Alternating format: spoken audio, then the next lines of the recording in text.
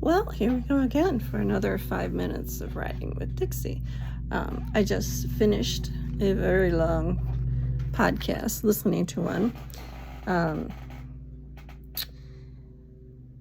And it was one of those, buy my services and I'll show you how to do stuff.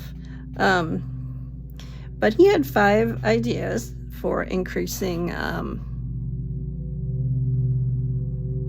you to a bestseller.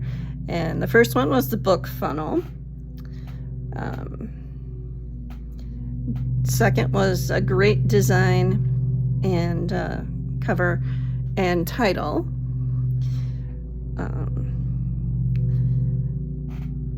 He said you need at least 5 to 20 reviews.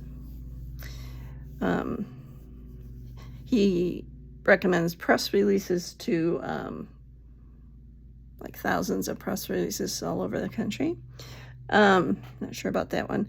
Paid advertising, and the last thing is the social media. And all this takes place in a matter of 2 weeks. So I think his idea was mostly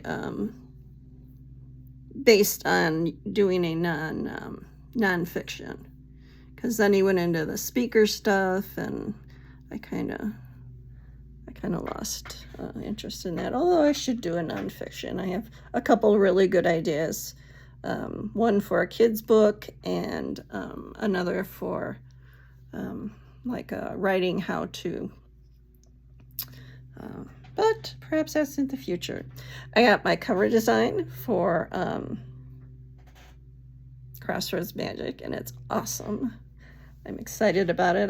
Now I've got to send it to my beta readers, which is always exciting and terrifying, how it is with beta readers.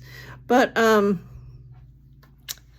think that's a pretty good story. It's over 70,000 words, so that's longer for me. I'm usually on the 50,000.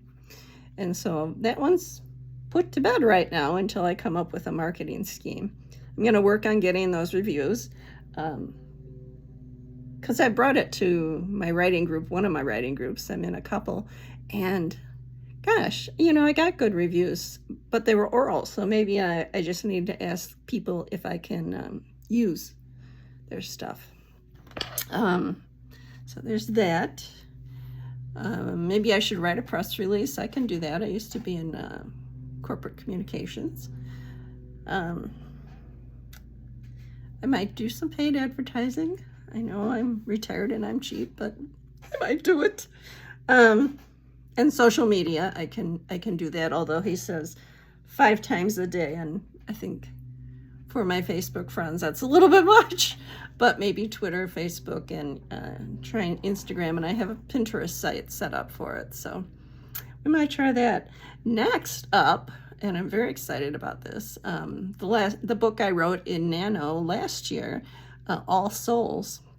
It's a story of Chase Armitage, who is pretty much an atheist, pagan science teacher, and he gets hit by lightning, and he goes up to heaven.